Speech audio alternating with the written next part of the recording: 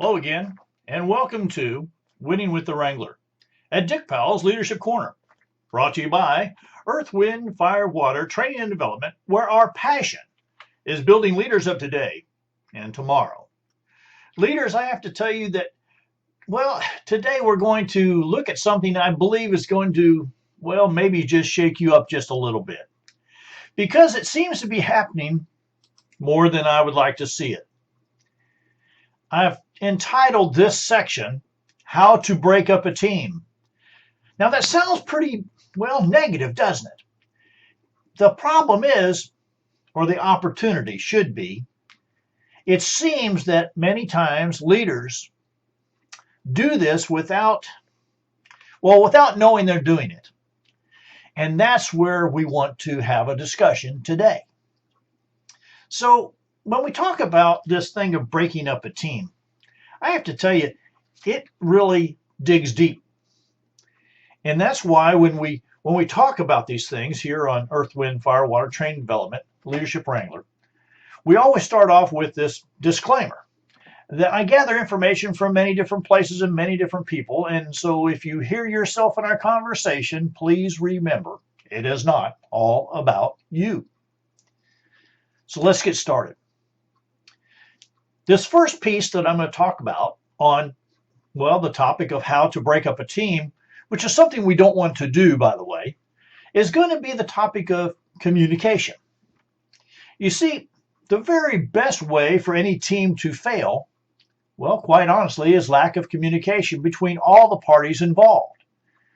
Open communication is the key, and it's a two-way back and forth. It can't just be a one-way dump. You see, good teams have a system for sharing information in a timely manner. It is updated and kept fresh all the time. I like to call this an evergreen look because it's always moving, it's always changing, it's always new, and it always has new growth within it. One of the things we really have to make sure that we don't do is hold everything to ourselves. That just takes the team and drowns it. When you've got 4, 5, 6, 7, whatever number of people you have on your team, and they're all doing their own thing, but they're all keeping it enclosed, that's not a team. You see, that becomes individuals.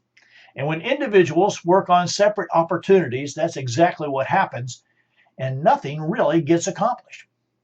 It takes a team, and communication should be on the very top of your list to ensure that it happens correctly. Now, one of the things I'm going to caution you here is this. I've been told that, you can have too much communication. Well, I don't think so. But I do know it needs to be a to and from, a give and take, and it has to go back and forth. So I'm going to encourage you to put the way to really keep a team up and running would be to put communication high on your list.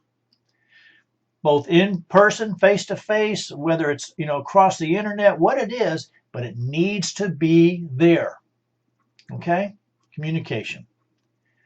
The second piece in this, I believe, might be just a little more important. So instead of how to break up a team, how to maintain your team, you want to think about this. One of the things that will break a team quicker than anything else is no common purpose or direction. You see, when everyone is working on their own agenda, and it's not shared, there's no common purpose. Why are we all together? That'd be the question. You see, each is only out for themselves and may be in some way sabotaging the others without even knowing it. Each is working against or in competition with each other. Nothing good comes from this in this group. If we're going to be a team, it's not a competition with each other. It's working together. We see when two people have ideas and bring them together, a lot of times a third idea or opportunity arises from that. And that is the team thought process. 2 brains are better than 1. Sometimes 6 brains are better than 1. It just what's on your team and what are you working on? What's the common purpose and direction? That's a big piece there. Now, as you look at that, some will say, well, the leader sets the purpose and the direction. Well, I'm going to say sometimes. I think that you need as a team to talk about what is our purpose, what should be our direction, and then how do we all work together to be that? That's a different thought process, isn't it? It's a lot different than, the old John Wayne thought process is, I'm going to do it all by myself and pull up by my bootstraps and do it all by myself. Well, you know what? It just doesn't work that way in the real world. We do nothing by ourselves. All right, this next one I'm going to, this is the one that hurts, believe me. If you want to see a team explode from the inside, let's talk about gossip. You see, gossip is just that. It's a waste of time and breath and energy. You see, when one person repeats a story to another person that someone else told them, that is gossip. And it usually gets distorted from one to the other. Not true or embellished, so it's not recognizable by the first person who told the story in the first place. With each telling, it alters the event and the people in it. And I guarantee you, it will hurt those all involved. Not just the one you're talking the story about, but all the people who start telling the story. You see, these stories rarely end well for someone or all. And if you are not there, it's not yours to tell. I worked with a large organization, and a gentleman who is in charge of this organization has a rule. If he hears someone gossiping, they get a one chance. The second time, they're shown the door. Because he has found that in an organization, gossip will take and tear it from the inside out. And there's just no place for it. So if you have a situation where you need to talk to someone, seek them out, do it face to face, get it over and done with, and be done with it. And move on. Telling those stories is a dangerous thing. When we were kids, I think we've all probably played that game where we sat in a circle and someone started the story out and passed it to the next person who told the story to the next person. And when it got back to the very first person, the story was so distorted with sometimes even different characters that the first person who told the original story didn't even recognize it. That's gossip. And there's no place for it in an organization. There's no place for it in a team. There's no place for it anywhere within your life. So, leaders, I'm going to encourage you to make that hard and fast rule, just like this gentleman I was talking about. It just has no place. If you hear someone gossiping about something else or someone else, stop it. And I'm going to tell you, you get one chance in my world. That's just the way it is. You can learn from your mistakes. You can have one chance. But gossip will tear down from the inside out. Now take and think about what we've covered already. Communication. Gossip is not communication. Gossip is just that, gossip. And with no common purpose or direction, gossip happens quickly. And that's why communication becomes so important, to stay on task and stay in the right direction. Leaders, what's dangerous in our world today is that if we don't have good communication skills, and people are looking for answers, and they don't get them from you or us, they will make up their own stories. And they'll get passed around, and the more they get passed around, the more they become truth, whether they are or not. And that's gossip. All right. Let's look at this next piece because, Disagreements. No matter where you're at in life, you're going to find a disagreement with someone, something. I'll bet you it happens on a daily basis. But you see, when disagreements happen, and they will, I guarantee it, all teams, and well, you've got to agree on something. That they'll be open to listening to all ideas with an open mind. Even if you disagree, wait until the other person has given it their all to describe it to you in the best communication value that they can. You just never know if you listen tight enough. Might not be a disagreement. Now, when disagreements do happen, they must be dealt with before they can linger and fester and ruin the discord of the group. I don't know how to explain this even more strenuous than I can, but disagreements can, again, something like gossip, is implode the team from the inside. It's where people draw those battlegrounds. They draw the lines in the sand and they won't move from it because they're unwilling to listen to the other side. I'm going to tell you what, I've actually had to ask members of a team to leave a team because of this situation. That's a hard piece for the leader to do. And I'll tell you what, it's the last resort, as far as I'm concerned. But disagreements that linger and fester, here's what happens. Every little nitpicky thing becomes a major disagreement.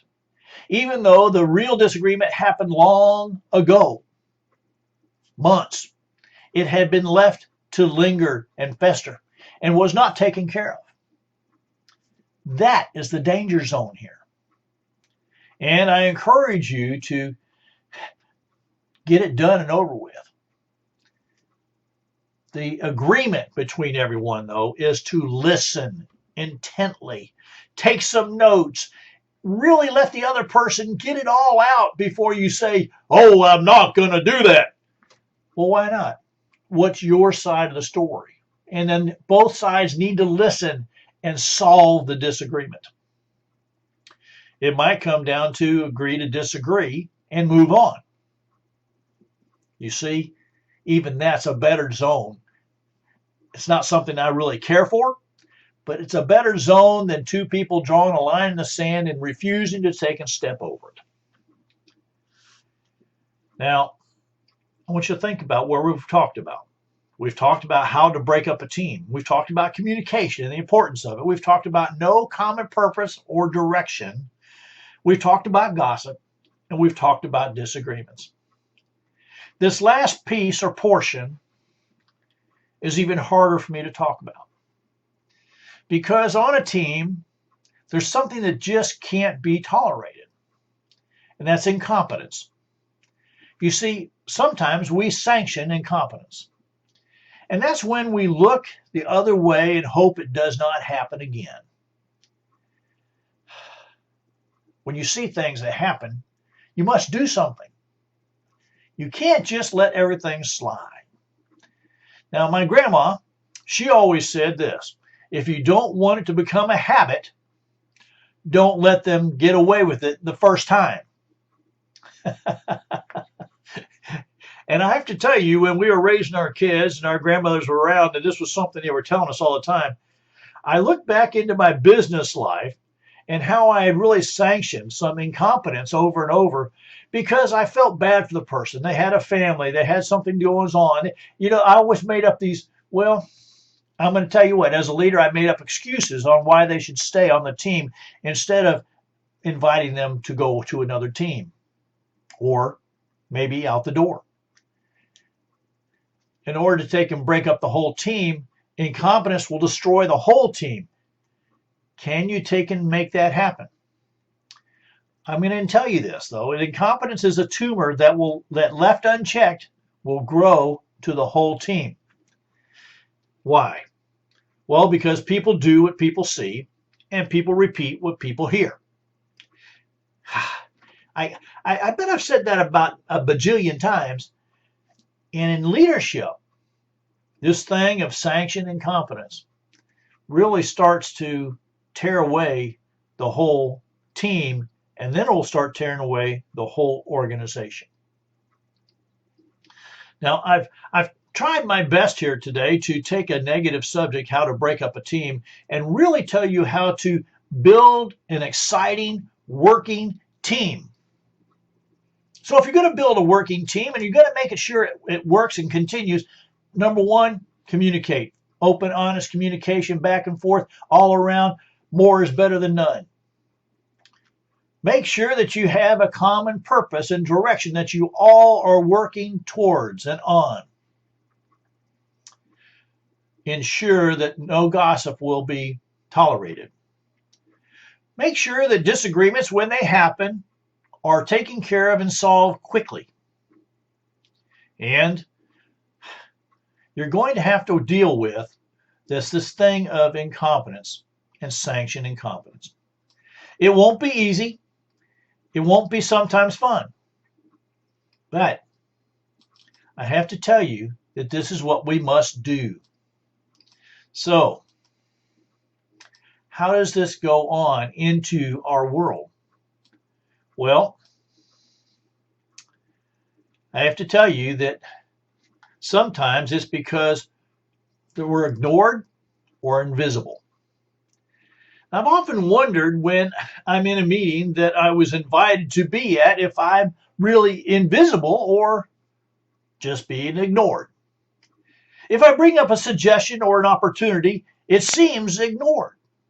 If I give the information to someone else, it's amazing that the same suggestion will be used. And I've started asking questions of others who are being treated in much the same way. And what I found out is I did not expect at all. Understand that we're talking about leadership in teams and how this happens.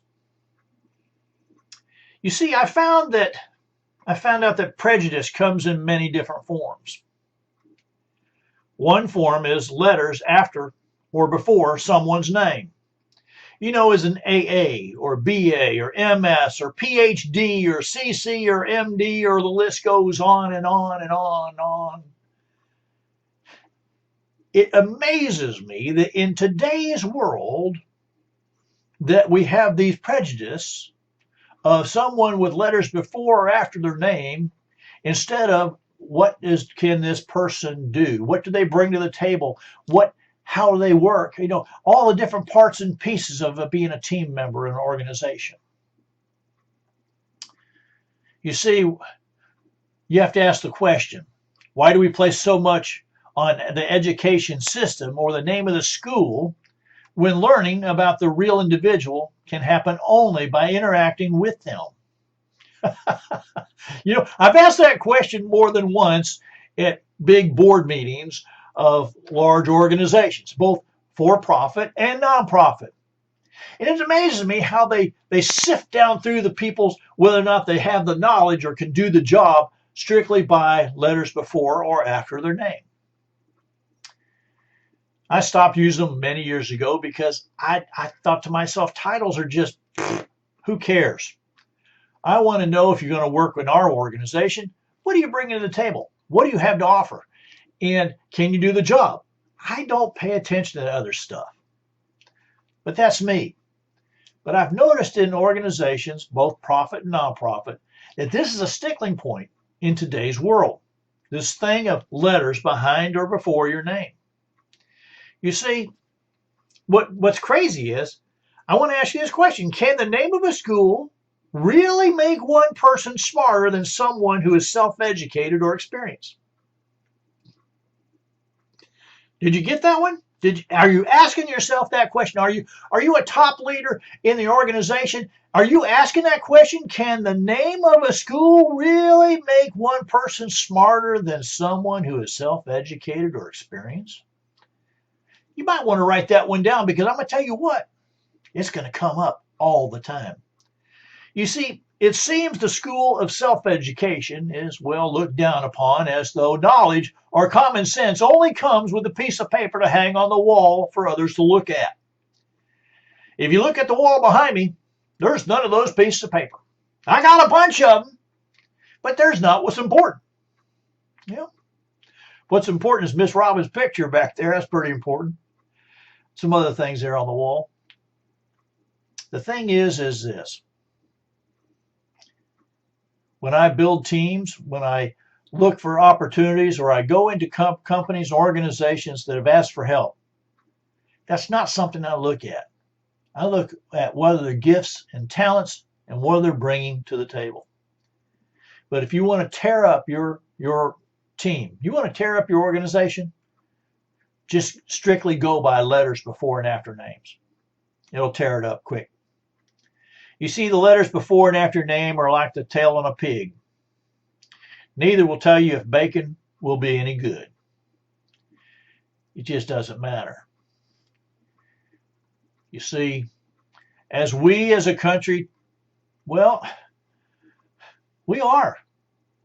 So the question is this: are we as a country turning into a place that common sense is ignored or invisible?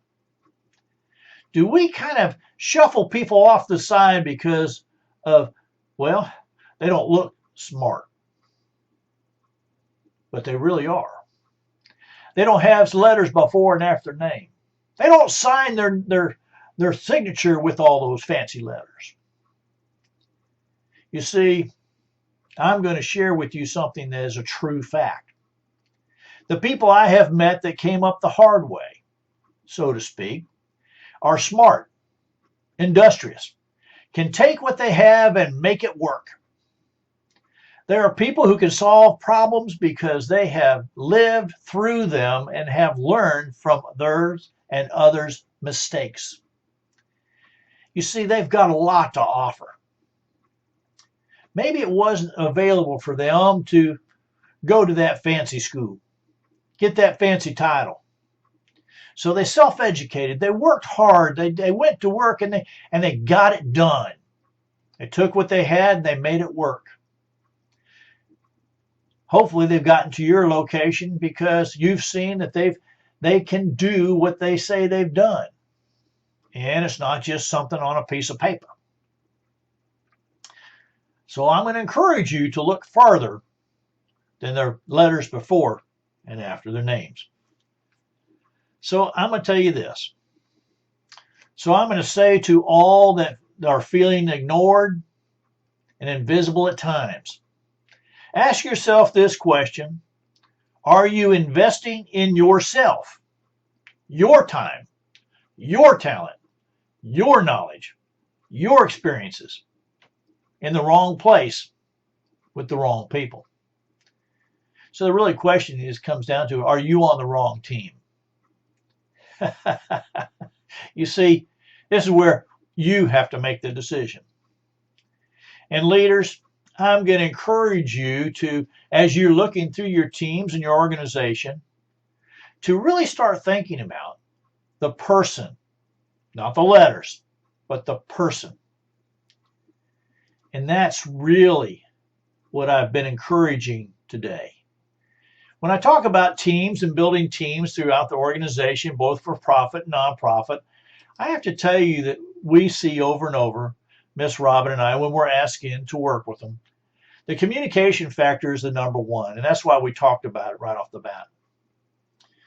We found that sometimes in circles of leadership, in organizations, they kind of make decisions without telling anybody what's going on.